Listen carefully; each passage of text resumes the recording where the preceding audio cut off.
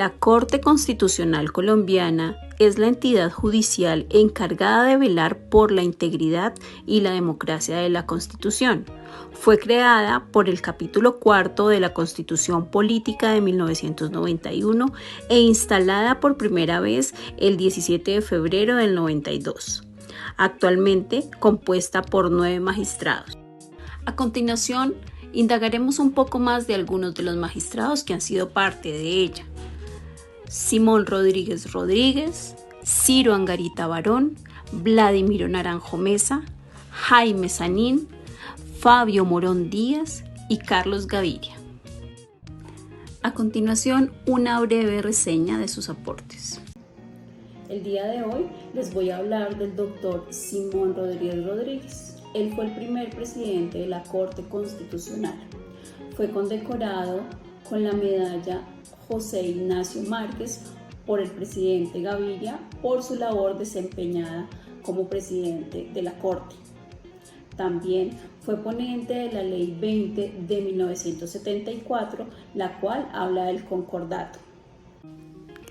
El doctor Simón Rodríguez fue el ponente de la sentencia C-27 de 1993, en donde se estudió la constitucionalidad de la Ley 20 de 1974, aprobatoria de concordato de 1973, en donde la Corte Constitucional declaró su inconstitucionalidad a algunos artículos de esta ley, la cual había sido promulgada durante la vigencia de la Constitución de 1886, en la cual se manifestaba de manera expresa que había sido despedida en nombre de Dios como fuente suprema de toda autoridad y obligada a los poderes públicos a proteger a la Iglesia como elemento esencial del orden social. Se estableció que la Iglesia Católica es la de la nación y se reconoce la libertad de cultos siempre y cuando no sean contrarias a la moral cristiana ni a las leyes. Pero con la Constitución Política de 1991 se suprimieron las cláusulas referentes a Dios como fuente suprema de toda autoridad y la condición de católica, apostólica y romana de la nación colombiana. Y en su artículo 1 instituyó el pluralismo religioso como principio fundamental del Estado. La incompatibilidad entre el concordato del 73, aprobado mediante la Ley 20 del 74 y la Constitución del 91, eran en cierta forma evidente. Pese a su disparidad, las dos regulaciones estaban vigentes. Era obligación del Ejecutivo iniciar el proceso de renegociación del concordato o hacer su denuncia, debido a la incompatibilidad con la nueva realidad constitucional. Sin embargo, ello no se hizo. Era cuestión de tiempo para que el asunto terminara en sede de discusión constitucional. Y así ocurrió en 1993, mediante la sentencia C-027 del 93, de la cual fue magistrado ponente el doctor Simón Rodríguez. El concordato aún mantiene vigencia en los artículos de la Ley 20 del 74 que fueron declarados total o parcialmente constitucionales. Lo que dejó la sentencia de la Corte Constitucional fue la ampliación de las garantías ofrecidas a la Iglesia Católica, al resto de las organizaciones religiosas formalmente reconocidas por el Estado y la separación del Estado colombiano y la Iglesia Católica en sentido de que la Constitución del 91 corresponde al modelo de los estados laicos con plena libertad religiosa. El día de hoy vengo a hablar acerca del doctor Ciro Angarita, quien fue abogado y profesor de importantes universidades en Colombia, como la Universidad Nacional y la Universidad de los Andes. En esta última fue organizador y promotor de temas en posgrado relacionados en áreas de familia, en economía andina y en empresas transaccionales. De igual forma, la Facultad de Derecho tomó sus ideas y organizó un espacio neutral junto con UNICEF para debatir temas acerca de la niñez y de la infancia. Ya como magistrado en la Corte Constitucional, fue el precursor de temas relacionados con tratamientos de datos personales y habeas data, siendo el autor de la sentencia T414 del 92 y más adelante el autor también de las sentencias ya específicamente en habeas data, como la sentencia T008 del 93 y 022 del 93. El doctor Ciro Angarita, como profesor de la Universidad de los Andes en 1985, redactó junto con el profesor Ernesto Lleras el primer proyecto de ley en Colombia con el fin de crear mecanismos para proteger al ciudadano de posibles excesos o errores en el manejo de su información por medios automatizados o manuales. Como fruto de dicha investigación se presentó un proyecto de ley en 1985. Gracias a sus aportes como catedrático y magistrado, desde aquella época comenzaron a tratarse y desarrollarse temas como los siguientes, además de ser citados en algunas sentencias posteriores. La dignidad humana como supremo principio de la Constitución de 1991. Fue el creador de la regla jurisprudencial en Colombia, según la cual, en caso de conflicto insoluble entre el derecho de la información y la intimidad, se debe dar prevalencia al derecho de la intimidad sobre el derecho a la información como consecuencia necesaria de la consagración de la dignidad humana como principio fundamental, según lo dispuesto en el artículo 1 de la Carta de 1991. Incorporó a la jurisprudencia los conceptos de libertad informática, habeas data y derecho constitucional informático. Abogó por el uso responsable de la informática y estableció la necesidad de la autorización previa del titular del dato como requisito para el tratamiento de datos personales y del respecto del debido proceso informático. El doctor Ciro Angarita fallece en el mes de septiembre de 1997 durante un discurso apasionado sobre justicia en la ciudad de Armenia. Hoy voy a dar una pequeña reseña de Vladimiro Naranjo. Él fue un jurista colombiano egresado del Colegio Mayor de Nuestra Señora del Rosario. Nació en el año 1943, murió en el año 2004. Él contribuyó a construir un nuevo enfoque del desarrollo constitucional, destacando los valores y principios en el ordenamiento jurídico. Tuvo la oportunidad de analizar la Ley 270 del año 1996. Esta es la ley estatutaria que regula la justicia y el poder judicial en Colombia. También incursionó en el periodismo, tuvo la oportunidad de participar como columnista en el Diario Colombiano en Medellín, en El Espectador en Bogotá. En general, pues fue un gran académico, pedagogo y conocedor del derecho constitucional en Colombia. Adicional a lo anterior, Vladimiro Naranjo fue nombrado por el presidente de la República para el cargo de embajador de Colombia en Holanda y coagente del país en litigio de Nicaragua que se discute actualmente ante la Corte Internacional de Justicia de La Haya. Su impecable función se vio alterada por la enfermedad que lo hizo regresar a Colombia. Su prestigio como diplomado en La Haya le valió recibir directamente de la reina Beatriz de los Países Bajos numerosos mensajes de aliento y esperanza de recuperación. De su autoría hay un libro, el cual es titulado Teoría Constitucional e Instituciones Políticas, el cual quedó en su 9ª edición, utilizado como texto de numerosas facultades de Derecho en Colombia y en otros países de América Latina. Sus fallos como magistrado de la Corte Constitucional, así como los salvamentos de voto y aclaraciones de voto, demuestran la entereza de carácter de quien soportara con estoicismo su enfermedad y tras breve recuperación siguiera dedicado en su casa a escribir y a preparar un texto de historia constitucional colombiana. Otro gran constitucionalista, el doctor Jaime Sanín.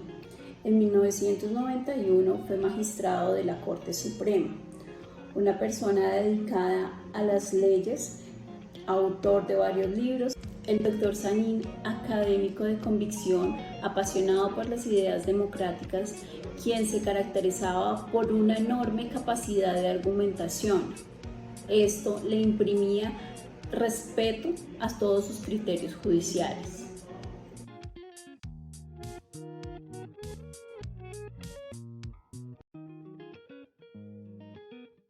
El día de hoy voy a presentar una breve reseña de la vida del magistrado Fabio Morón Díaz, un jurista de excelencia. Nace en Cartagena en el año 1931, se recibe como abogado en el año 1956, trabajó en el periódico El Universal de Cartagena, se desempeñó en el ámbito político como diputado y representante de la Cámara, fue profesor de Derecho y Economía en la Universidad de Bolívar, fue nombrado magistrado en 1985, fue ponente del movimiento de la séptima papeleta, fundamental para la creación de la Constitución de 1991, tuvo 11 condecoraciones y tuvo 3 publicaciones. Gracias. Como complemento a lo anterior, la séptima papeleta fue uno de los pocos movimientos ciudadanos que han logrado cambios sustanciales en la historia. Fue impulsado por estudiantes universitarios para las elecciones del 11 de marzo de 1990. Eran 6 papeletas para 6 elecciones: senadores, representantes a la Cámara, diputados de asambleas locales, concejales municipales, alcaldes y el candidato presidencial por el Partido Liberal.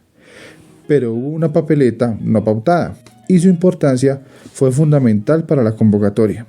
Se entregó en las calles, salió en los periódicos para que la gente la recortara y la metiera en las urnas de votación. Esta papeleta denunciaba: plebiscito por Colombia, voto por una asamblea constituyente que reforme la Constitución y determine cambios políticos, sociales y económicos en beneficio del pueblo. En reconocimiento a la decisión y determinación del pueblo colombiano, se declaró exequible el decreto 927 de 1990 para la integración de la Asamblea Nacional Constituyente, y así delimitar los alcances de este movimiento popular. Posterior a esto, se emite la sentencia de constitucionalidad, el decreto 138 de 1990, que dio vía libre a la convocatoria. Voy a hablarles una reseña corta del doctor Carlos Gaviria. Él fue un jurista, un maestro universitario, fue también juez, magistrado y político colombiano. Se fue conocido por ser magistrado de la Corte Constitucional dentro de los años 1993 y 2001. Se caracterizó por su pensamiento progresista frente a la protección de los derechos fundamentales de las personas, en la misma línea que creó Ciro Angarita en el año 1992 dentro de la Corte Constitucional. También se caracterizó por el respeto y la garantía, impulsar la garantía de la autonomía individual de las personas. Dentro de las sentencias donde él fue ponente podemos citar 2 entre otras muchas. El primero encontramos la sentencia del 5 de mayo del 94, donde se declaró la inexequibilidad de la sanción que contemplaba la Ley 30 de 1986 frente al porte y consumo de drogas o de estupefacientes equivalentes a la dosis personal, bajo el pensamiento filosófico del respeto al libre desarrollo de la personalidad y de la autonomía individual de las personas, siempre y cuando no afectara derechos de terceras personas, y dejando claro de que el consumo de estupefacientes no era un asunto que le incumbe a la personalidad y de la autonomía individual de las personas, siempre y cuando no afectara derechos de terceras personas, y dejando claro de que el consumo de estupefacientes no era un asunto que le incumbiera al legislador, sino que sea parte de la autonomía individual de la persona. Igualmente, entre las otras sentencias de constitucionalidad que podemos citar es la que trató que estudió la constitucionalidad del homicidio por piedad en el año 97, en la cual declaró la exequibilidad del homicidio por piedad, pero creó una excepción siempre y cuando se presentaran 2 condiciones: de que el sujeto pasivo de la conducta penal aceptara o diera su consentimiento para que se le produciera el resultado del tipo penal, del homicidio, y además estuviera asistido de un médico, que el médico fuera el que infiriera o produciera ese resultado, que entonces en esas 2 condiciones no se podría imputar una responsabilidad penal, creando así de esta manera jurisprudencialmente una causal de justificación de la responsabilidad penal. En esta, la Corte Constitucional, en el pensamiento del doctor Carlos Gaviria, se estableció que no era lo que se trataba de salvaguardar, era no tanto como la vida, sino el derecho a morir dignamente de aquellas personas que se encontraban con una enfermedad terminal que no tenía cura. Entonces ya no se debatía de que pudieran vivir muchos años de manera digna, sino que tenían un derecho a morir dignamente. Tanto que es un tema de controversia, y que últimamente la Corte Constitucional se pronunció el año pasado en relación de que aumentó el fuero de aplicación de esa justificación de poder acudir a la eutanasia. La Corte Constitucional nace dentro del contexto de importantes cambios sociales de nuestro país al terminar los años 80 y comienzo de una nueva década, en donde se había realizado un acuerdo de paz con el M-19 y otras guerrillas. La necesidad de cambio frente a los partidos políticos tradicionales que se habían dividido el poder, la poca credibilidad de las instituciones del Estado llevó a que un movimiento estudiantil y ciudadano de la séptima papeleta diera origen a la Constitución Política de 1991, en donde se creó la Corte Constitucional. La Corte fue creada en 1991 e instalada el 17 de febrero de 1992, reemplazando en su función a la anterior Sala Constitucional de la Corte Suprema de Justicia. De dicha Sala Constitucional se destacan los magistrados Jaime Sanín, Fabio Morón Díaz y Simón Rodríguez Rodríguez, quienes pasaron a integrar la Corte Constitucional de Transición en el año 1992. La primera Corte Constitucional estuvo conformada por los magistrados Ciro Angarita Barón, Eduardo Cifuentes Muñoz, José Gregorio Hernández Galindo, Alejandro Martínez Caballero, Fabio Morón Díaz, Simón Rodríguez Rodríguez, quien fue su primer presidente, y Jaime Sanín. Y desde el año 1993 al 2001 podemos mencionar otros magistrados como lo fueron Hernando Herrera Vergara, Vladimiro Naranjo Mesa, Antonio Barrera Carbonell y Carlos Gaviria Díaz. La Corte Constitucional, como cabeza de la jurisdicción constitucional, conoce de manera exclusiva de los asuntos de constitucionalidad cuyo análisis se le confía por la misma Carta Política y establece en su condición de intérprete autorizado las reglas jurisprudenciales sobre el alcance de las normas contenidas en la Constitución y demás normas del ordenamiento jurídico, teniendo como su función principal la guarda de integridad y supremacía de la Constitución política. Esperamos que esta breve reseña nos acerque más a la vida y obra de los magistrados que fueron parte de la Corte Suprema de Justicia colombiana. Buenos días, mi nombre es Natalia Araki. Venimos a hablar de la transformación del derecho. Entendemos que la gran pregunta que hemos tratado de resolver tanto filósofos, lingüistas, economistas, entre otros, es ¿qué es el derecho? Pregunta que en definitiva ha tenido un sinfín de definiciones, lo que nos hace entender que realmente tener una definición exacta es prácticamente imposible. Esto debido a que el derecho es variante, no es estático, por ende suele estar en constantes cambios. Las dos grandes definiciones que hemos encontrado es la definición tradicional, la cual indica que el derecho es un conjunto de normas las cuales regulan las relaciones entre las personas. Sin embargo, la definición anteriormente mencionada se ha transformado y ahora se habla que el derecho es un acto de interpretación. De esta manera logramos evidenciar cómo ha venido transformando el derecho.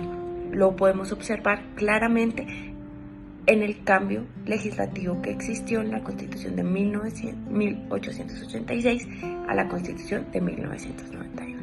Mi nombre es Luisa Hurtado. Les hablaré sobre las fuentes formales del derecho. En primer lugar, el concepto de fuentes del derecho se entiende como todos aquellos factores que de forma directa contribuyen o han contribuido a la creación del conjunto de normas o reglas jurídicas que se aplican dentro de un Estado. En ese orden de ideas, cuando se habla de fuentes formales del derecho se hace referencia a aquellas normas de carácter positivo emanadas del órgano legislativo, toda vez que cumplan las formalidades para su promulgación. Actualmente en Colombia las fuentes formales del derecho son la Constitución Política, la ley, los tratados internacionales, los decretos, la jurisprudencia, la costumbre, la doctrina, entre otros.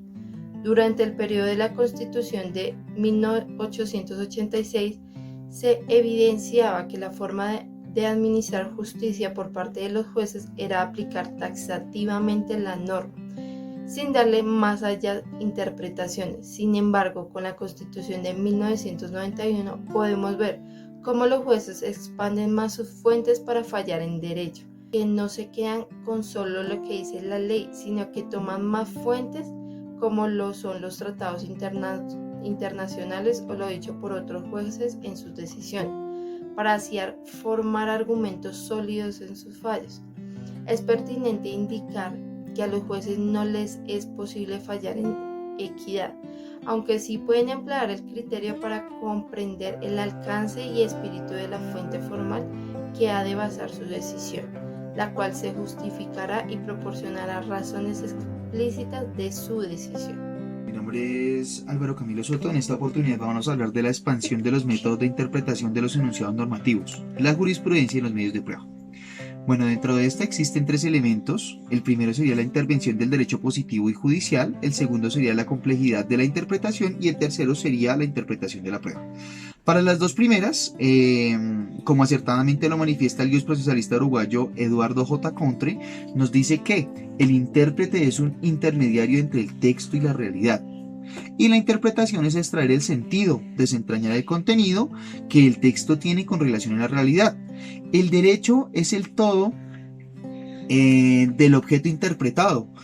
La ley solo es una parte. La ley se interpreta extrayendo de ella un significado más o menos oculto, pero la extracción de ese significado supone la consideración de todo el derecho. La ley es siempre derecho, pero no todo derecho es ley. Ahora bien, frente a la interpretación de la prueba, esta a su vez se subdivide en varias. La primera sería la sana crítica, que básicamente es un sistema ecléctico entre la prueba legal y la libre convicción, en el cual el juzgador aprecia los elementos probatorios conforme a las reglas de la lógica, la experiencia y las ciencias y artes afines. La segunda sería el principio de la inferencia, donde los hechos generan hipótesis o conjeturas que intentan dar explicación a sus observaciones. Estas hipótesis o conjeturas están relacionadas con los hechos que han ocurrido con miras a atrapar algo que le permita, con base en los elementos materiales probatorios, la evidencia física y la información legalmente obtenida, tener motivos, indicios, razones o alertas de la existencia de una posible y probable conducta. Esto básicamente lo explica directamente Orión Vargas Vélez, que es básicamente un penalista. Frente a otras se encontraría la prueba ilícita, que es aquella que se obtiene con vulneración de los derechos fundamentales de las personas, y aquellas en cuya producción, práctica o aducción se somete a las personas a las torturas, tratos crueles, inhumanos o degradantes, sea cual fuera el género o la especie de la prueba así obtenida. Por otra parte está la prueba ilegal, que se genera cuando en su producción, práctica o aducción se incumplen los requisitos legales esenciales, aunque le corresponde pues al juez determinar si el requisito legal permitido es esencial o discernir su proyección y trascendencia sobre el debido proceso. También tenemos la carga dinámica de la prueba, que básicamente es una regla de juicio en materia probatoria. Se encuentra vigente en el ordenamiento jurídico colombiano y consiste en asignar un gravamen, consiste en asignar el gravamen de probar a la parte que se encuentra en mejores condiciones para hacerlo. Muchas gracias. Mi nombre es Alejandra Páramo y voy a hablar con respecto a la construcción y sustentación del derecho como discurso jurídico. Hacia mediados del siglo XX se generó un cambio en el objeto de conocimiento de la filosofía que evoluciona desde el estudio centrado en las ideas hacia un análisis que pone el lenguaje en un lugar de preponderancia investigativa. Este cambio de paradigma se presenta a partir del denominado giro lingüístico de la filosofía, que inicia desde la matemática y la lingüística.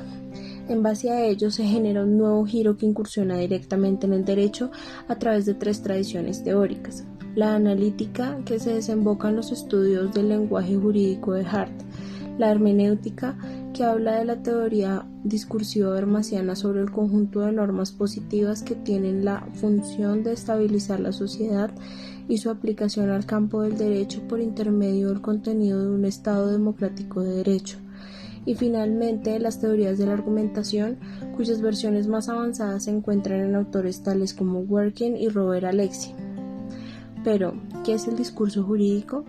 Es aquella argumentación fundamentada en el lenguaje jurídico y que tiene como objetivo convencer o persuadir e ilustrar la inteligencia de los jueces en un juicio oral, para decidir si un hecho se ha realizado o no, si una persona es o no culpable, si ha de aplicarse una norma jurídica de manera taxativa o si ésta ha de interpretarse en uno u otro sentido. Basados en la naturaleza histórica del derecho, se concluye que el discurso jurídico, en particular el del Estado moderno capitalista, se encuentra determinado por las circunstancias de la historia que lo rodea y o en que ésta se encuadra, con lo que se evidencia una posición sociológica que genera en el discurso jurídico una medida de promulgación de normas jurídicas, en el contexto de producción del derecho, dando una mayor fuerza cuando se desarrolla en el ámbito de la decisión judicial, es decir, en el contexto de adjudicación del derecho.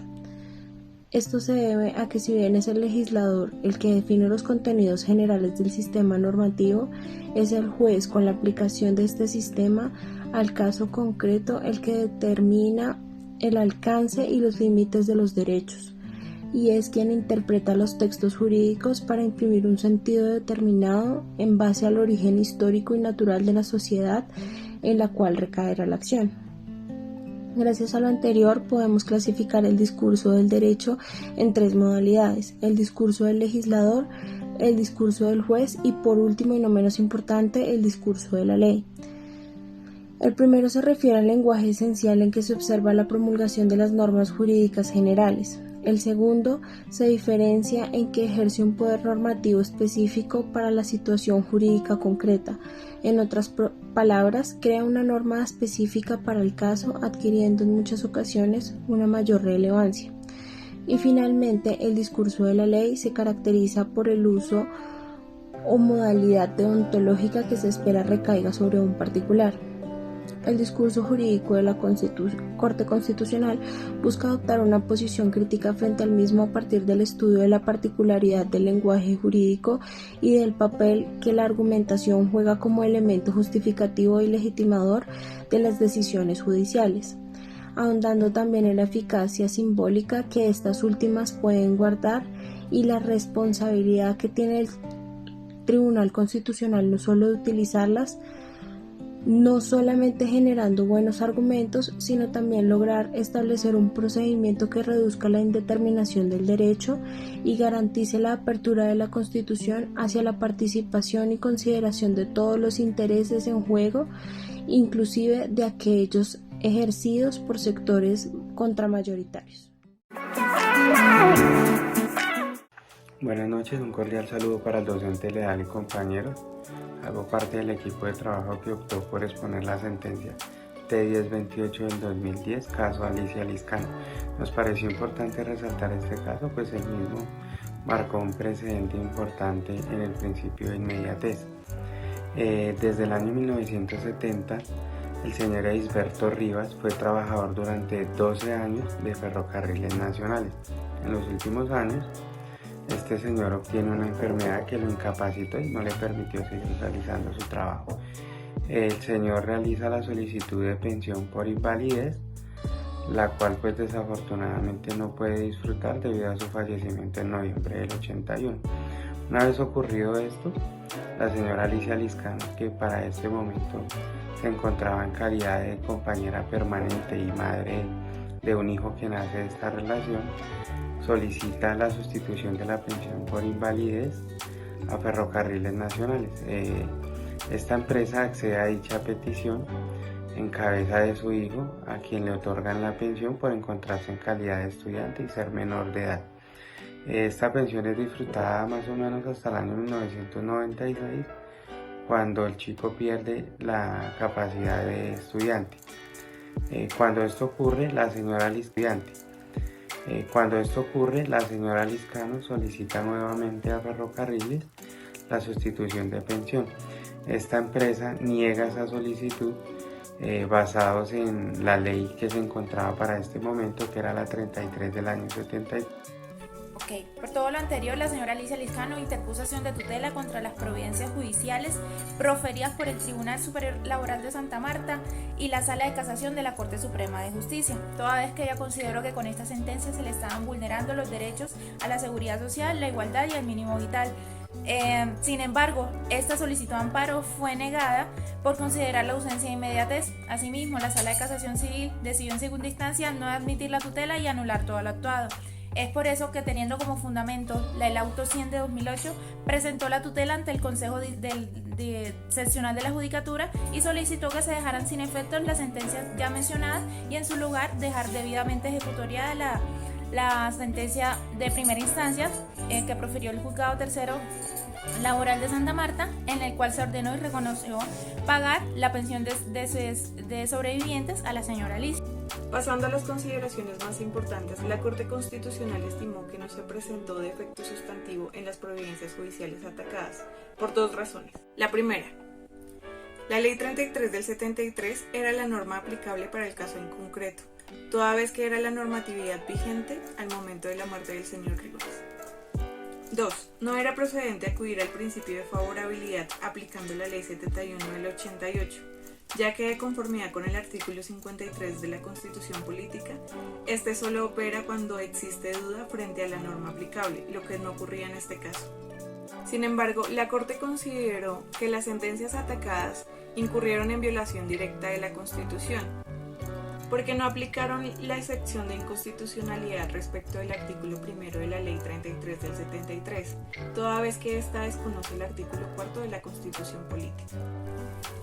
La sentencia 1028 del 2010, en su parte resolutiva, resolvió y decidió revocar por todas las razones expuestas dentro de la misma, amparar los derechos fundamentales del derecho a la igualdad, la seguridad social y el mínimo vital. Por otra parte, dejó sin efectos la sentencia proferida de la Sala de Casación Laboral de la Corte Suprema de Justicia proferida el 27 de febrero del 2007 dentro del proceso ordinario laboral que había promovido el accionante. Dentro de la sentencia 1028 del 2010 se ordenó a la Sala Laboral de la Corte Suprema de Justicia aplicar una excepción de inconstitucionalidad respecto al artículo primero de la Ley 33 de 1973 en cuanto excluye a la compañera permanente al derecho de sustitución pensional. Esto claramente va en contravía de los derechos fundamentales protegidos y tutelados en la Carta Política de 1991 a la creación de formas de familia y sus distintos reconocimientos a la ley. Dentro de este mismo fallo se hace una aclaración de voto de la magistrada ponente María Victoria Calle Correa, en la cual consideró dos puntos importantes para todos los puestos dentro del caso. El primero y el más importante concuerda de que la realización de este fallo es histórico porque se convierte en una manera de protección a los derechos fundamentales que se obtenían de las compañeras permanentes dentro del ordenamiento jurídico que estaba establecido hasta la fecha. De la misma manera, considera que este caso y este fallo debe ser aplicado de manera retroactiva a casos homólogos con circunstancias parecidas o iguales para proteger los derechos tutelados de las accionantes. Con relación a la sentencia T406 de 1992 con magistrado ponente Ciro Angarita, la acción de tutela fue interpuesta por el señor José Rodríguez en contra de Empresas Públicas de Cartagena, puesto que aquella entidad decidió poner en funcionamiento el servicio de alcantarillado del barrio Vista Hermosa aunque no hubiera terminado la obra, lo cual ocasionó un desbordamiento de aguas negras y por consiguiente una contaminación que afectó a las personas aledañas al lugar. Entre ellas se encontraba el accionante, el cual al ver la negativa por parte de la empresa a terminar la obra, decidió interponer esta acción constitucional con el fin de utilizarla como mecanismo transitorio para la protección de los derechos de salubridad pública, medio ambiente sano y salud a la población, para evitar así un perjuicio irremediable. Las consideraciones de la Corte están dirigidas hacia que el juez era un portador de la visión institucional y que la decisión judicial y la legislación eran procesos de creación de derecho y ninguna es más importante que la otra. Con esto se crea un precedente entre la Constitución del 86 y la Constitución del 91 cuando el juez constitucional dice que los derechos fundamentales no deben ser estudiados taxativamente, sino que deben de ir en conexidad con los principios y valores de la Carta Política. Básicamente la Corte en esta sentencia estableció 3 requisitos para que un derecho sea considerado como fundamental. El primero es la conexión directa con los principios fundamentales, el segundo que tenga eficacia directa y el tercero que tenga un contenido esencial. Siendo así, el rol del juez cumple un papel relevante en la protección de un derecho económico, social o cultural, cuando su intervención sea indispensable para hacer respetar un principio constitucional o un derecho fundamental, con el único fin de garantizar la validez y efectividad de la misma norma constitucional.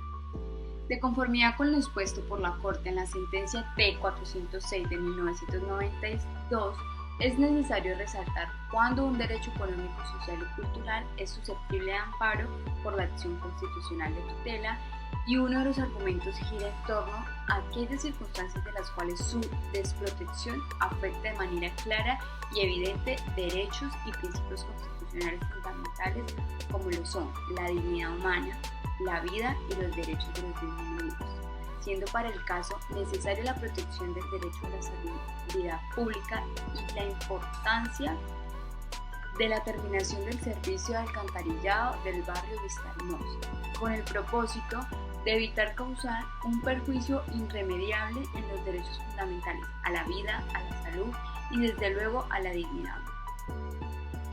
Finalmente, y conforme a lo manifestado por la Corte, esta resuelve revocar la decisión de instancia del Tribunal Administrativo de Bolívar y asimismo resuelve a favor del peticionario ordenar la terminación de la obra inconclusa del alcantarillado del barrio Vistahermosa y además un precedente constitucional de carácter obligatorio para todas las autoridades, en aquellos casos similares por sus hechos o circunstancias.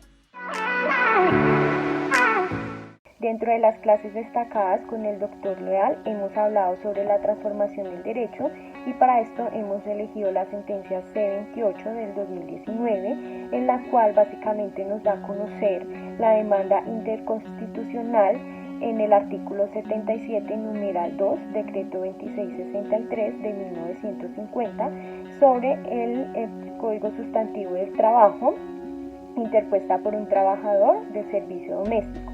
En esta sentencia, el demandante incorpora una presunción por virtud de la cual los primeros 15 días laborados por un trabajador del servicio doméstico se entienden como un periodo de prueba y asegura que se entraña un trato desigual y una clara desprotección frente a los demás empleados.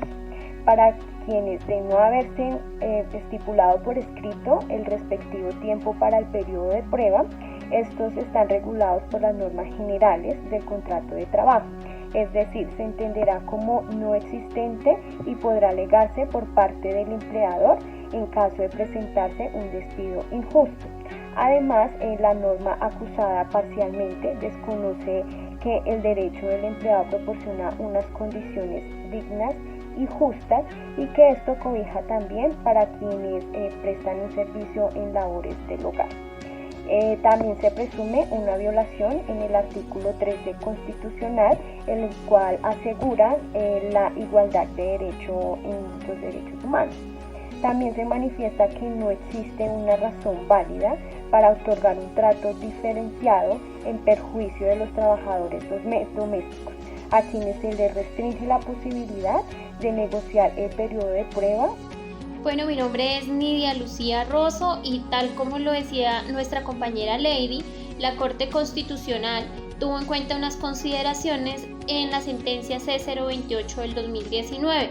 ¿Cuáles fueron estas consideraciones? La Corte Constitucional analizó el numeral 2 del artículo 77 del Código Sustantivo de Trabajo, el cual refiere a la presunción del periodo de prueba en los trabajadores del servicio doméstico y que a su vez es contrario con los artículos 25, 13 y 53 de la Constitución, los cuales nos hablan de la igualdad. Igualmente, la Corte Constitucional tuvo en cuenta las posturas de la Universidad Libre, Javeriana y del Rosario, así como del Procurador General de la Nación, que estiman que, contrario a lo que se sostiene en esta demanda, la disposición protege a los trabajadores del servicio doméstico. Contrario a eso, sí expuso la Universidad de Externado de Colombia, la cual sostiene que en todos los casos debe estipularse por escrito el periodo de prueba para todos los contratos y que no da igualdad en este sentido con los contratos de servicio doméstico.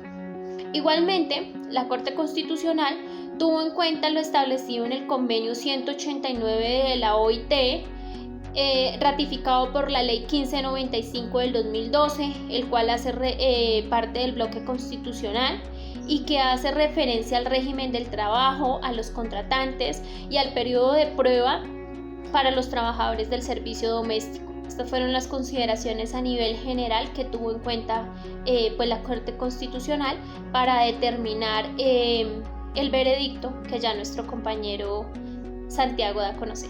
Cordial saludo. Mi nombre es Santiago Ramírez, de la especialización en Derecho Laboral y Seguridad Social. En este momento vamos a determinar lo que dijo el juez en la sentencia C-028 del 2019, el cual establece que el contrato de trabajo de los servicios domésticos se presume como periodo de prueba, primeros 15 días de servicio, el cual declara inexequible el numeral 2 del artículo 77 del Decreto Ley 2663 de 1950. Finalmente, nos gustaría exponer dos conceptos básicos que nos parecen relevantes y que están dentro de la sentencia de la Corte Constitucional y adicionalmente fue temario dentro de la clase del profesor Leal. También vamos a explicar un poco y de forma rápida acerca del rol que desempeñó el accionante dentro de la demanda de inconstitucionalidad. El primer concepto que queremos resaltar es la metodología de análisis que utilizó la Corte Constitucional para llevar a cabo la decisión acerca de la inexequibilidad de esa norma, y constituye en el test de igualdad, que en lo general busca analizar tres objetos en concreto: la finalidad, el medio empleado y esa relación entre la finalidad y ese medio. Normalmente, dependiendo de la importancia del tema a tratar, este test puede tener 3 grados: el estricto, el intermedio o el leve. El siguiente concepto que trataremos hace referencia al derecho humano respecto al periodo de prueba laboral, y esto lo resaltamos porque esto hace parte de nuestro bloque de constitucionalidad al Colombia haber ratificado el convenio 189 de la Organización Internacional del Trabajo, que en ocasiones subestimamos o que simplemente no lo tomamos en cuenta. Dicho derecho humano se construye en términos generales, desde el deber de los empleadores a informar de forma concreta acerca de los plazos para el periodo de prueba, y esto se realiza por medio de la solemnidad del escrito por medio del contrato de trabajo, es decir, el contrato de trabajo tiene que tener este periodo de prueba. Ahora bien, en cuanto al desarrollo de los análisis que realizó el demandante, podemos observar cómo se compacta con los roles vistos en clase, puesto que realiza un orden para llevar a cabo su pretensión. En principio se establece la procedencia de la demanda, verificando los requisitos de procedibilidad establecidos en el decreto 2067 del 91. También se logra evidenciar que construyó un caso referente a unas realidades fácticas y formales, de tal modo que convirtió los hechos originalmente materiales en hechos propios de la formalidad del derecho, el cual pues llevó al fallo que hoy todos conocemos. Finalmente, quisiera agradecer al profesor Leal por brindarnos la oportunidad de visualizar una dimensión más amplia para la aplicación de la Constitución y también del bloque de constitucionalidad. Esto lo hacemos porque esto lo tenemos que aplicar tanto en nuestra vida diaria como en nuestro trabajo, como ciudadanos en una condición de dignidad. Entendemos la importancia de remitirnos a dichas fuentes y recordamos también que los jueces, más allá de su especialidad, son constitucionales. Todo lo anterior son herramientas muy valiosas. El día de hoy les traemos la sentencia SL 749 de 2019, la cual cuenta con los siguientes antecedentes. La señora Blanquinés Cepeda Dávila llamó a juicio a la señora Gladys Marila González de Aranguren y al Instituto de Seguros Sociales, IS, con el fin de que se declare que ella tiene derecho a reconocimiento y pago de la pensión de sobrevivientes por la muerte del señor Álvaro Aranguren Díaz, quien era beneficiario de una pensión de vejez por parte de la entidad. Como consecuencia de tal declaración, solicitó el reconocimiento y pago de la pensión de sobrevivientes junto con las mesadas adicionales de junio y diciembre desde el 13 de febrero de 2005, cuando se produjo el lamentable deceso del señor Álvaro Aranguren. Bueno, una vez presentada la demanda, al dar constatación el Instituto de Seguros Sociales no se opuso a la prosperidad de las pretensiones, simplemente dijo que se atenía a lo probado en juicio, y por su parte la señora Gladys señaló que se oponía a el éxito de los pedimentos elevados. Bueno, una vez trabada la litis, le correspondió el conocimiento al juzgado primero laboral del circuito de Sogamoso, quien en el fallo del 9 de diciembre de 2011 declaró que efectivamente a la demandante, señora Blanquinés Cepeda Dávila, le correspondía reconocimiento y pago de la pensión de sobrevivientes en virtud al haber acreditado dentro del proceso su condición de compañera permanente del señor Álvaro Aranguren. Inconforme con las resultas del proceso, la señora Gladys Mariela González interpuso recurso de apelación en contra de la sentencia expedida por la primera instancia, la cual fue resuelto el recurso por el Tribunal Superior del Distrito de Bogotá, quien en sentencia el 31 de octubre de 2014 decidió confirmar la sentencia proferida por el ACO. Entre sus razones podemos destacar la más importante, es que determinó el tribunal que no cometió yerro alguno el juzgado en la evaluación de las pruebas presentadas, asimismo que no podía pronunciarse respecto a los eventuales derechos que la señora Gladys Mariela González tendría sobre la pensión de precada, en atención a que la señora no interpuso una demanda de reconvención, que era el medio más idóneo para solicitar sus eventuales derechos frente, o lo que ella pensaba que podía tener derecho frente a la prestación reconocida a la señora Blanca Inés. Es de notar que la parte demandada en su recurso de casación presentado en contra de la sentencia de segunda instancia formula 5 cargos, de los cuales los 4 primeros son desestimados por la Corte, por lo cual nos referiremos al 5º cargo formulado. Afirma la demandada que según el artículo 12 del Código Sustantivo del Trabajo, la calidad de beneficiario de la pensión de sobrevivientes se prueba con los registros eclesiásticos o civiles correspondientes, a menos que la ley permita prueba supletoria, lo cual, según la parte demandada, no aplica en este caso, ya que el parentesco y el estado civil se prueba con los registros civiles que están sometidos a registro. Aduce la parte demandada que según el Código de Procedimiento Civil que regula la normatividad probatoria, los documentos que prueban la calidad del estado civil están sometidos a una solemnidad, es decir, tienen que llevarse a registro.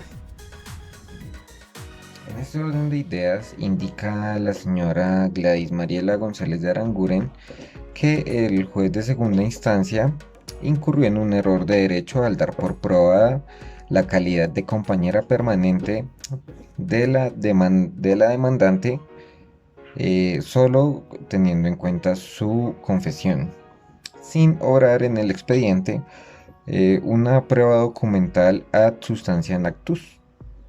A diferencia de la demandada, que ella sí podía probar su calidad de esposa del causante, ya que contaba con el registro civil de matrimonio donde constaba que el vínculo matrimonial que ella tenía con el señor Álvaro Aranguren todavía continuaba. Insiste la recurrente en la vigencia de su vínculo matrimonial desde el 6 de noviembre de 1966 hasta la fecha en que el señor Álvaro Aranguren fallece, y prueba de ello se tiene la sentencia emitida por el Tribunal Superior del Distrito Judicial de Santa Rosa de Viterbo, donde confirma la sentencia emitida por el Juzgado Segundo Promiscuo de Familia de Sogamoso. En esta sentencia se niegan las pretensiones a la señora Blanca Inés Cepeda Dávila de declarar la unión marital de hecho con el señor Álvaro Aranguren. Nos correspondió hacer el análisis de la sentencia de la Corte de la Suprema Justicia, Sala de Casación Laboral, SL 749 del 2019. Como mis compañeros lo indicaron anteriormente, los hechos de la casación se encuentran debidamente descritos.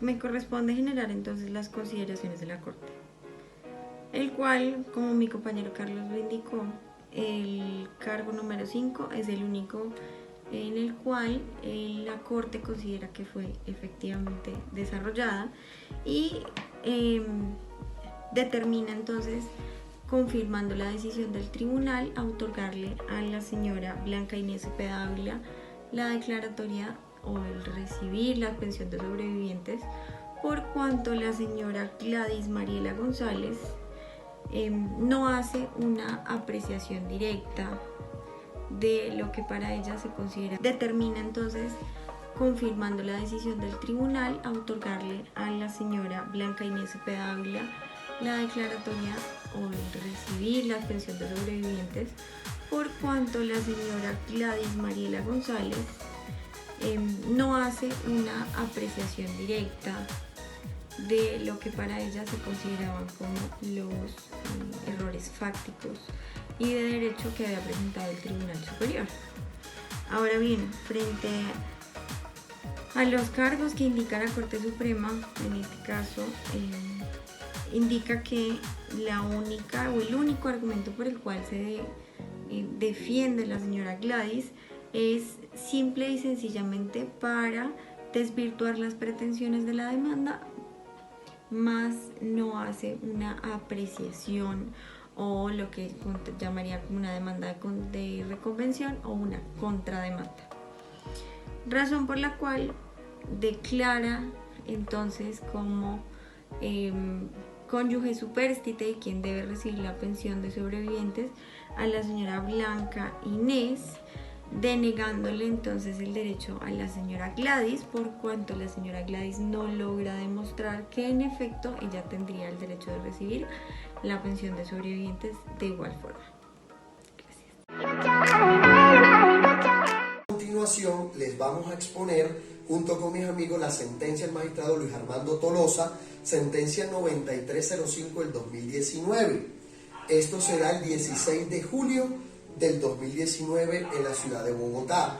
Se decide la impugnación interpuesta respecto a la sentencia del 28 de mayo del 2019 dictada por la Sala de Casación Penal dentro de la acción de tutela instaurada por Gladys Mariela González de Aranguren frente a la Sala de Descongestión número 2 de la Sala de Casación Laboral, la Sala Laboral de Descongestión y Civil, Familia y Laboral de los Tribunales Superiores del Distrito Judicial de Bogotá y Santa Rosa de Viterbo y el Juzgado Laboral de Sogamoso con ocasión al juicio ordinario laboral adelantado por Blanca Inés Cepeda Dávila contra el Instituto de Seguros Sociales, hoy Colpensiones y otro, con el radicado 2011-0028101.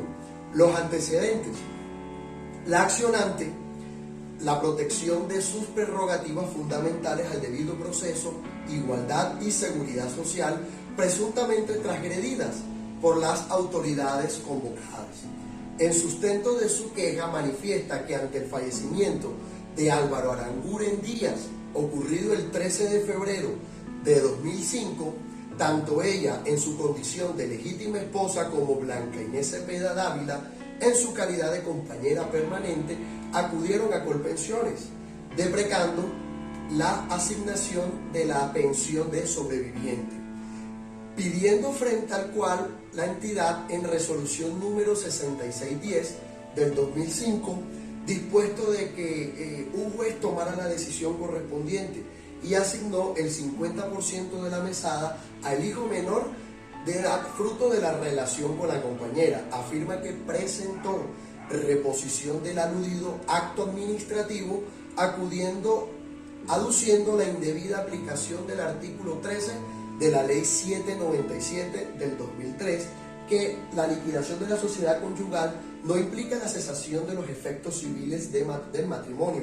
No obstante, la resolución 6702 del 2006 se confirmó esa determinación.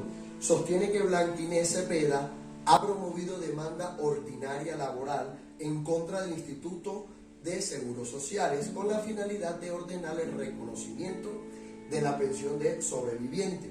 El 9 de diciembre del 2011 se profirió sentencia de primera instancia que otorgó el beneficio pensional en favor de la demandante, siendo confirmada el 31 de octubre por medio del radicado 1101020400 del 2019. Aduce que formuló recurso de casación contra el fallo de segundo grado, empero el 12 de marzo de 2019 se resolvió no casarse. El mismo indica que es un sujeto de especial protección, pues tiene 74 años de edad y carece de formación jurídica que le permite entender con precisión técnica la complejidad de la decisión que adoptó en su momento el Instituto de Seguros Sociales, circunstancia por la cual contrató los servicios de 2 profesionales del derecho, quienes no cumplieron cabalmente su labor. Asevera que las autoridades querelladas obviaron el principio de oficiosidad, incurrieron en un defecto sustancial a no aplicar adecuadamente la ley 797 del 2003. Realizaron una valoración probatoria deficiente, ya que los testimonios no lograron precisar con claridad sobre la convivencia del demandante en aquel proceso por más de 5 años. Pide en concreto se disponga a suspender los efectos jurídicos y económicos de las sentencias y se ordene a la Sala de Casación Laboral expedir nueva providencia que decrete la pensión del sobreviviente a favor dada en condición de la esposa de Álvaro Aranguren, que descanse. ¿Sí?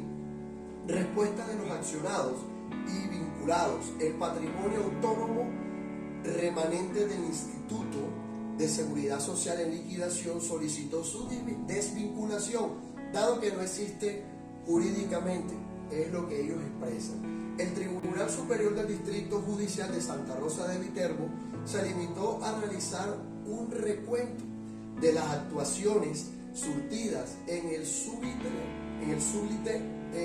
sus folios. La titular del juzgado querellado se pronunció en relación con los hechos expuestos en el escrito inicial y adujo que la gestora se le garantizó su derecho de defensa. Contradicción, además la tutela no es el mecanismo para revivir los términos fenecidos, requirió se le deniegue la protección reclamada, es lo que ellos expresan. Luego la Sala de Casación Laboral cuestionada pidió no acceder a la guardia precada. Ellos dicen que la querellante no efectuó ningún reparo concreto de ella, determinación proferida por la colegiatura, a menos de que el recurso extraordinario no entiende la oficiosidad de que se trata un mecanismo rogado. Luego vemos que la sentencia de impugnación negó el amparo tras advertir que el fallo censurado no luce antojadizo ni arbitrario, por el contrario estuvo soportado en la legalidad y sana crítica a sí mismo. La deficiencia de la gestión de los abogados por sí sola, no. ¿Sí? Vemos que el trabajo del abogado fue muy deficiente. Luego vemos que la impugnación la promovió a la querellante reiterando los argumentos expuestos en el libelo introductorio e insistiendo que en el caso concreto estaba suficientemente acreditado que la legítima esposa del causante aquí funge como accionante, había convivido por más de 5 años de manera sucesiva, por tanto era beneficiaria de la pensión del sobreviviente, sin importar que su convivencia era concurrente con la compañera permanente. Yo les voy a hablar sobre las consideraciones de la sentencia, las cuales básicamente son: primero, el haber incurrido en defecto fáctico por indebida estimación probatoria. La Corte aclara que los jueces naturales gozan de autonomía para evaluar las pruebas basándose en la sana crítica, por lo cual solo se procede una acción de tutela contra un caso donde el juez haya realizado un juicio irrazonable o arbitrario sobre la apreciación probatoria, hecho que no ocurrió en el presente caso. También se analiza que efectivamente ocurrió un defecto sustantivo, el efecto de una interpretación inadecuada del artículo 13 de la Ley 797 del 2003, ya que según el régimen económico y personal del matrimonio, cuando se liquida la sociedad conyugal, se hace en relación al régimen económico, no al personal, por lo que su declaración no implica la existencia del vínculo matrimonial ni la posibilidad de adquirir derechos prestacionales. En el presente caso, el derecho de la señora Gladys González a recibir parte de la pensión sigue vigente, por un lado, por existir aún un vínculo matrimonial y por otro lado, debido a la existencia de una convivencia plural. Se le debe reconocer conforme al tiempo que convivió con el señor Álvaro Aranguren y no dejarlo de lado, como se hizo en análisis anteriores. Finalmente, la Corte ratifica su decisión, trayendo a colación la garantía del control legal y constitucional compatible con el ejercicio de control convencional, con el cual se busca materializar el deber de garantizar los derechos humanos en el ámbito doméstico, verificando que todo se cumpla conforme a las normas y prácticas nacionales e internacionales. Por lo que dicha corporación resuelve conceder lo solicitado por la señora Gladys González y dejar sin efecto las anteriores sentencias sobre el caso, ordenando a la última colegiatura a proferir una nueva donde se tenga en cuenta todo lo aquí puesto. Dando alcance al podcast propuesto en clase acerca de la película Batman el Caballero de la Noche, podemos concluir dos temas claves. El primero, la definición del otro que se le da al Joker, dando que es una persona que define o percibe el mundo de una manera diferente, junto con las normas y las leyes establecidas en un Estado de Derecho. El segundo punto clave es la necesidad del otro al momento de crear un diálogo, un debate para definir la verdad, que en derecho nunca es el 100% y eso denota la transformación del derecho. Bueno compañeros, ahora entramos a revisar otro tema muy importante tratado en el podcast de Batman el Caballero de la Noche con respecto a las reglas, en donde podemos evidenciar que la legitimidad y legalidad entran a tener un choque muy fuerte debido a la cantidad de normas que se generan en una sociedad, en donde los héroes limitan su actuar para no entrar en injusticias, pero al mismo tiempo los villanos aprovechan estas oportunidades para generar caos y asimismo desestabilizar los países. Sin embargo, las dos partes necesitan de la otra para coexistir.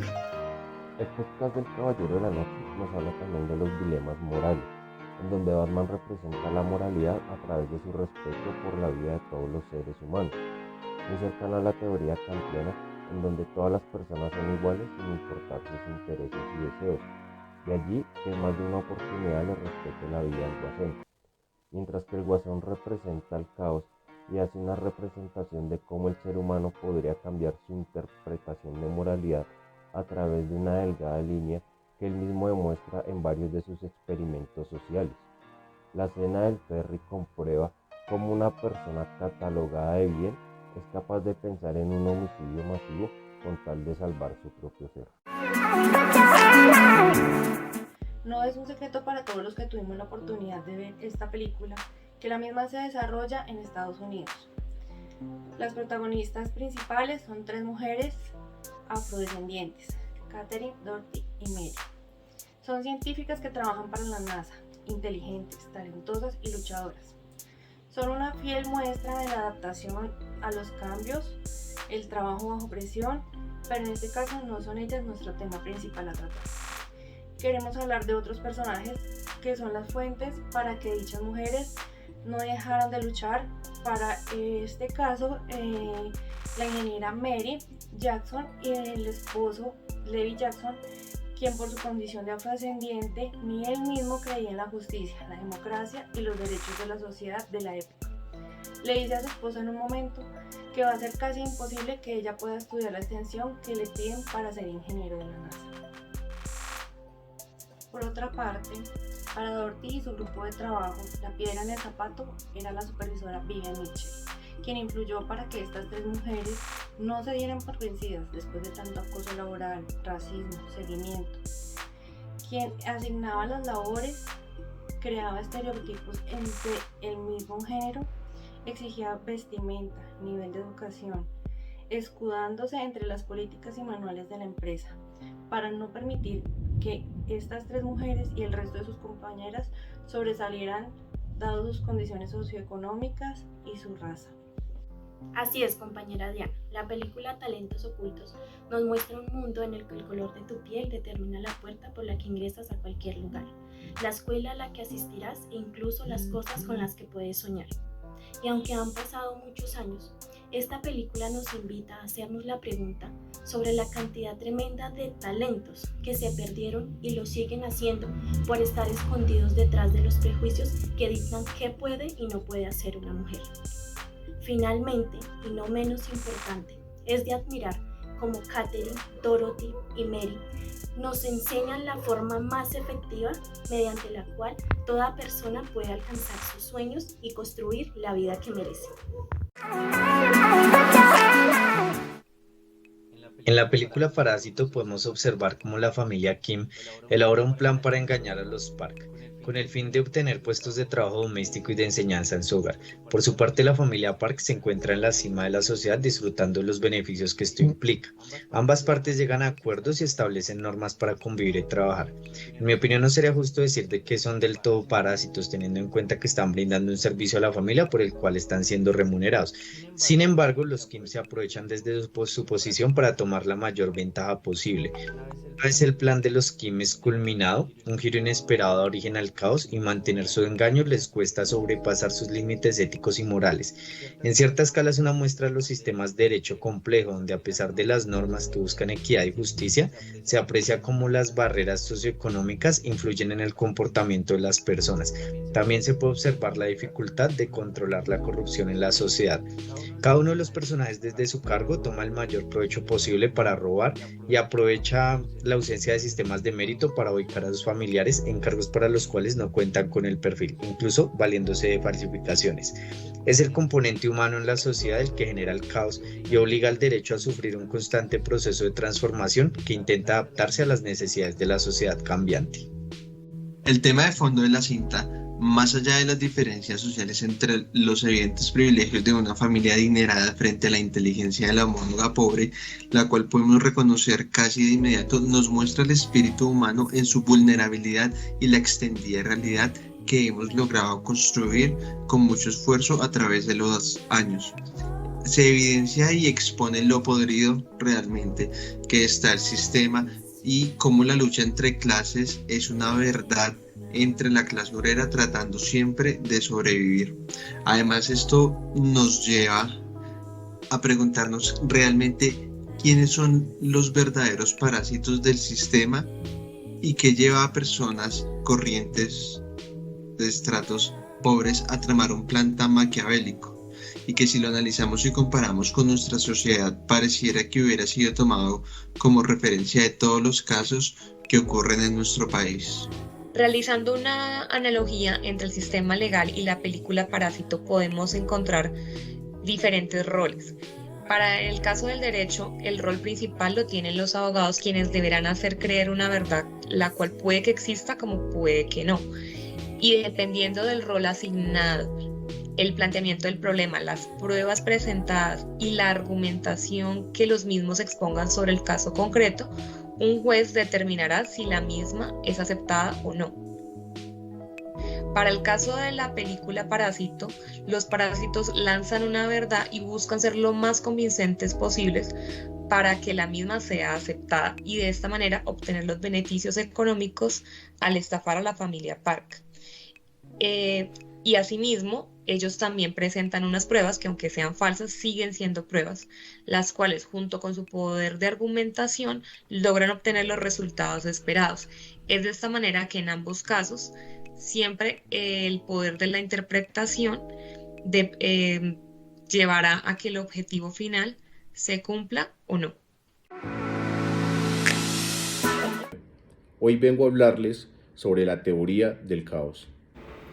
La teoría del caos surge en la segunda mitad del siglo XX y su precursor fue el meteorólogo y matemático Edward Lorenz, quien en 1963 trabajaba en unas ecuaciones que esperaba predijeran el tiempo en la atmósfera y trataba de ver gráficamente el comportamiento de sus ecuaciones mediante los ordenadores.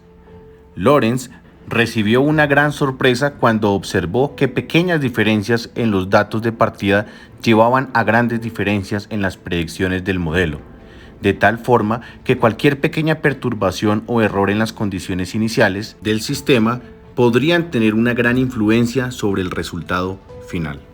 Ahora sí viene lo chido. Para hablar de la teoría del caos, no podemos dejar de hablar del efecto mariposa. El aleteo de las alas de una mariposa se puede sentir al otro lado del mundo. Este proverbio chino es el origen, junto a las investigaciones del matemático y meteorólogo Edward Lorenz, de una de las más cinematográficas teorías físicas, el efecto mariposa. Según este concepto vinculado a la teoría del caos, el aleteo de un insecto en Hong Kong puede desatar una tempestad en Nueva York. La teoría del caos y el efecto mariposa vienen a explicar que algo tan complejo como el universo es impredecible. La teoría del caos explica sistemas como la atmósfera o las condiciones climatológicas que impiden realizar pronósticos del tiempo fiables más allá de 3 días y es particularmente útil para abordar el estudio de los fenómenos sociales difíciles de resolver en términos de relaciones lineares, causa y efecto. Las imágenes que están viendo son de la película El efecto mariposa, dirigida por Eric Bress y Mackie Gruber. Esta película busca explicar de forma directa la teoría del caos, aplicando en diferentes líneas del tiempo la causa y el efecto. Pero la gran pregunta sigue vigente. ¿Podría, en un sistema caótico e impredecible, el aleteo de una mariposa causar un huracán? Todos nuestros actos y decisiones están conectados y las posibilidades de interrelación son impredecibles. Pero de algo sí debemos estar completamente seguros, y es que somos las personas que somos y estamos donde estamos por nuestros actos y por la universalidad de causas y sucesos que dieron origen a ello.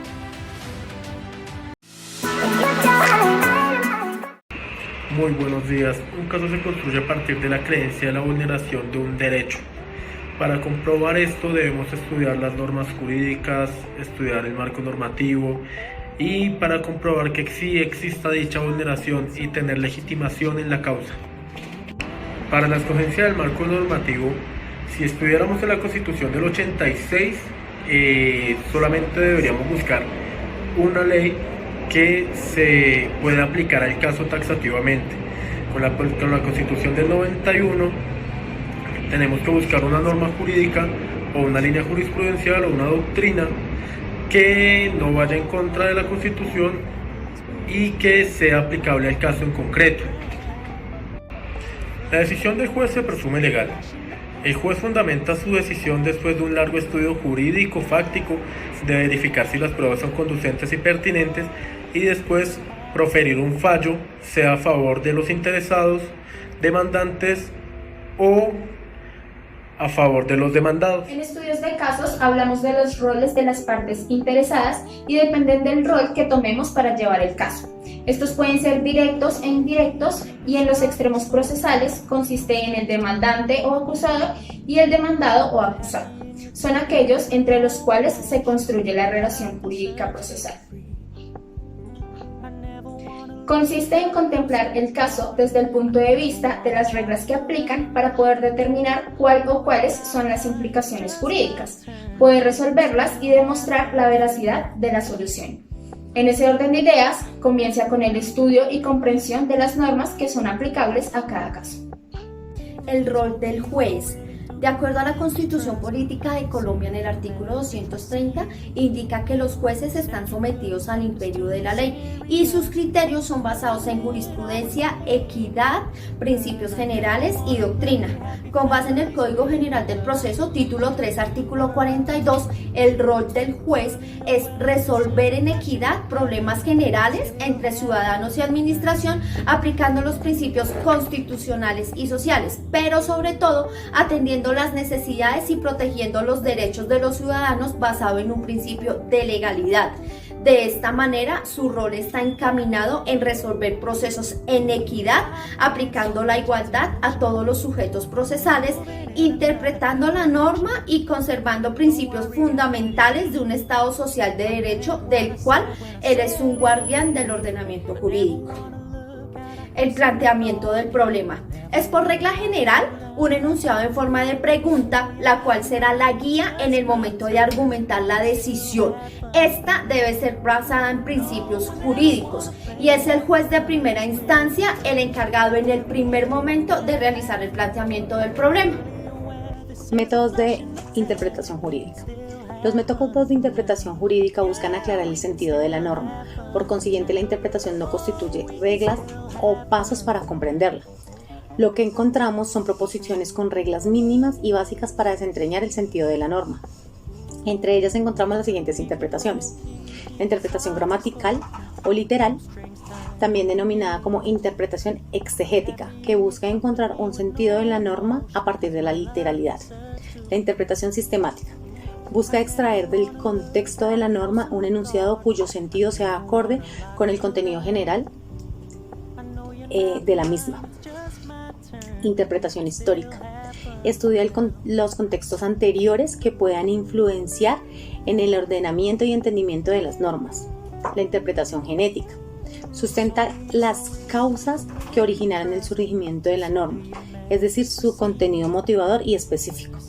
Y la interpretación geológica busca determinar el sentido finalista de la norma, atribuyendo un significado que tiene en cuenta los fines del legislador. Por medio del presente video queremos darle una breve explicación de qué es y para qué sirve la ética.